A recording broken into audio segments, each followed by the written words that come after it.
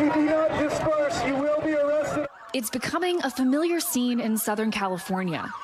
Chaos erupting at school board meetings like this across the region. They're molesting our kids' minds. Angry parents showing up to protest what they call gender ideology being taught in schools.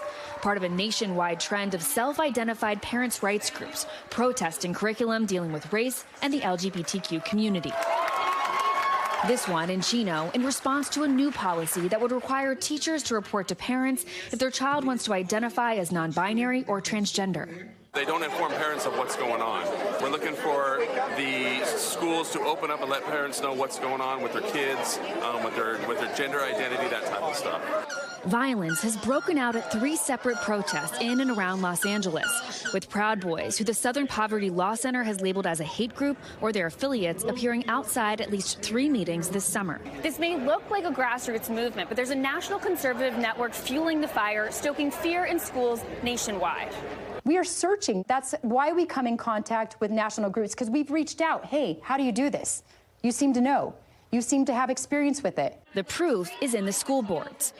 Remove yourself. Sonia Shaw is the newly elected school board president in Chino Unified School District. In the suburbs of Chino, Temecula, and Orange County, the boards have come to be dominated by conservatives like her, who have vowed to, as they put it, advocate for parental rights.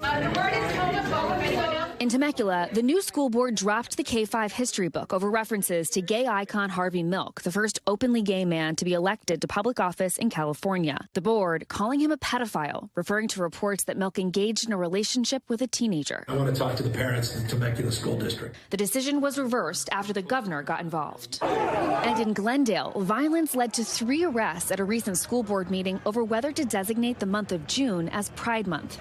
Angie Javant's child is a student there. It's like a moral panic starter set. To see these efforts being launched here, to see how they're echoing and being replicated in so many places is extremely disturbing, upsetting, enraging, sad. Shaw was elected with the endorsement of local megachurch pastor Jack Hibbs. Hibbs is affiliated with the conservative group Turning Point USA and often appears with founder Charlie Kirk.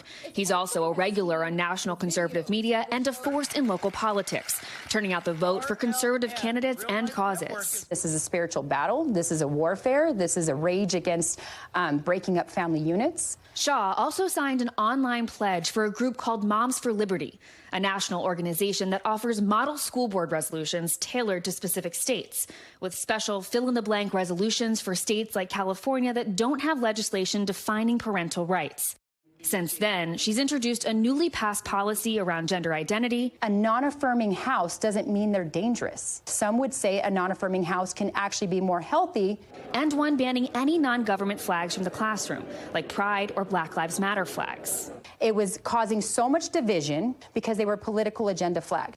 These policies come off as anti-LGBTQ. What would you say to that? It's absolutely incorrect. It's absolutely what they're going to try to do, to debunk anything that we're doing to fight against Sacramento. That is a war on our children. National groups like the Leadership Institute and Moms for Liberty hold trainings for parents and urge groups of activists to show up at school board meetings across the region and the country.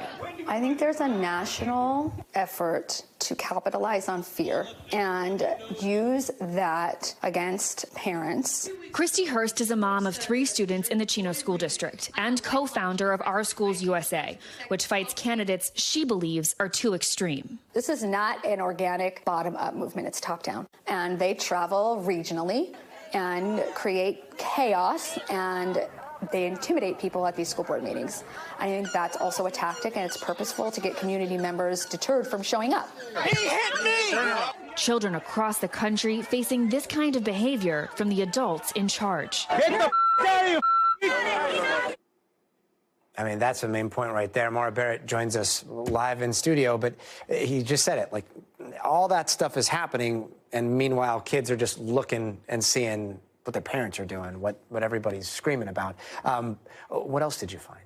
Well, we saw that the governor got involved, and the state is really going to be putting their full backing behind this. The state's attorney general just announced a civil rights investigation into the matter. He highlighted potential issues and infringements with students' privacy rights, as well as obstacles to their education. And so I think the broader theme that we're going to see in California and probably across other states is that they're really holding firm to the fact that they will challenge any discriminatory practices in schools.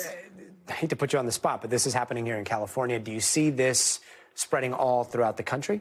Yeah, I really do think it's a story about this national political battle and what can work locally and how else these groups, these conservative groups, can harness that energy and bring it to other issues. But I do think in this trend that we're seeing right now, unfortunately, the kids are at the heart of it. Their education is being disrupted, and this particularly vulnerable population of LGBTQ youth are being isolated and targeted as well. And you need to remember that these kids in particular already have higher rates of depression, anxiety, suicidal thoughts. And so when you see these policies take hold in Southern California, and then at an even broader expanse, as these conservative groups take hold, they're being further isolated and put in a more dangerous position, Patty. Thanks so much for your continuing coverage on all of this. Thanks for watching our YouTube channel. Follow today's top stories and breaking news by downloading the NBC News app.